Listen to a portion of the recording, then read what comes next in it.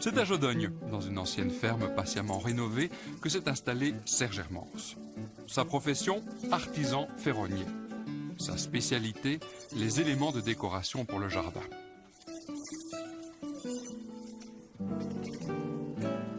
Dans l'atelier, on est surpris par la facilité avec laquelle l'acier est travaillé. Il faut peu de temps pour ébaucher ce qui deviendra un portique, une tonnelle, un support pour plantes grimpantes ou un brasero. Un brasero qui, sur la terrasse, réchauffera les soirs d'été frisquets. Un brasero qui, l'automne venu, créera une atmosphère au jardin. Serge construit beaucoup de tonnelles. Il jongle avec les facettes des modèles créés jadis par les ferronniers français ou italiens pour proposer un large choix de création. Si c'est la forme qui assure le charme de l'ensemble, le matériau peut apporter une touche esthétique propre. C'est une grande mode depuis plusieurs années, on laisse le métal rouiller. On va laisser le métal est nouveau, le calamine est encore dessus. Donc pour activer la rouille, ce qu'on peut faire, c'est appliquer soit à la brosse ou en utilisant donc à la scie. Et avec le temps et la pluie, on peut avoir une rouille en La plus belle rouille est celle qui se forme naturellement. Ensuite, pour obtenir un aspect patiné, cette rouille peut être stabilisée.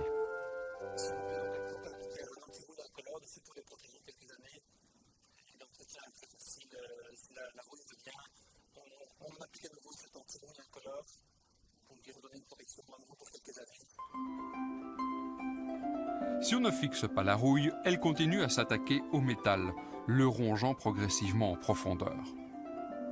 Ne risque-t-on pas de détruire à terme la tonnelle? Oui, bien sûr, mais l'épaisseur du métal assure une durée de vie d'au moins 20 ou 30 ans.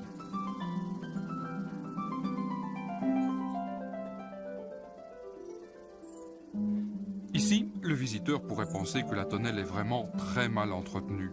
La peinture s'écaille et la rouille s'installe. Mais cet état est volontaire. Voici une autre tendance décorative.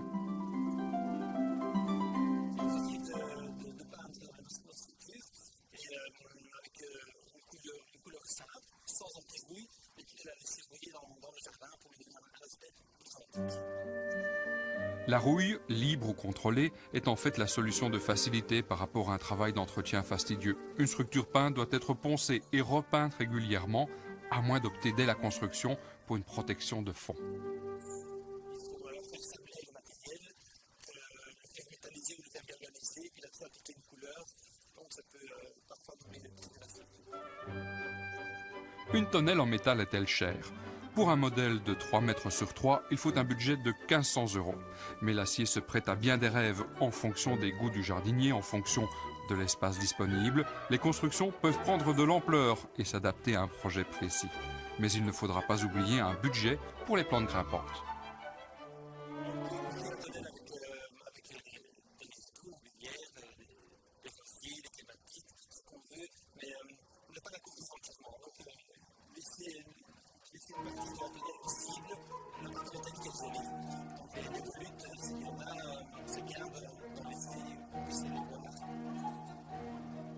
La ferronnerie au jardin, c'est aussi les simples supports pour les clématites ou pour les rosiers.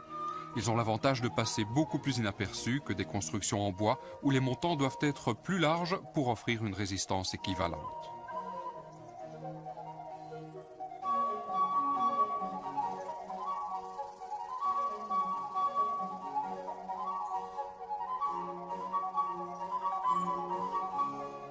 Jadis, les ferronniers construisaient une immense diversité de structures, des portails, des grilles, des palissades, des couches, des cloches pour forcer les plantes. Voici une galerie qui pourra assumer une transition entre deux parties du jardin.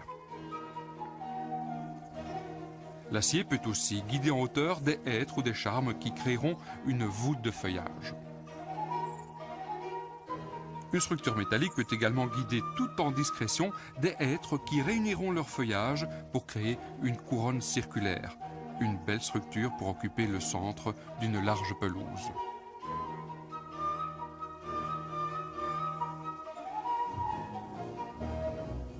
Jadis, dans les jardins, c'est en ferronnerie que les ponts étaient construits.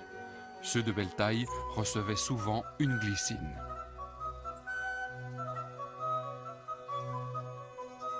Le métal peut aussi être présent au jardin par le biais des structures venues des fonderies. Les grands classiques, les abreuvoirs pour les oiseaux, les fontaines et les vasques.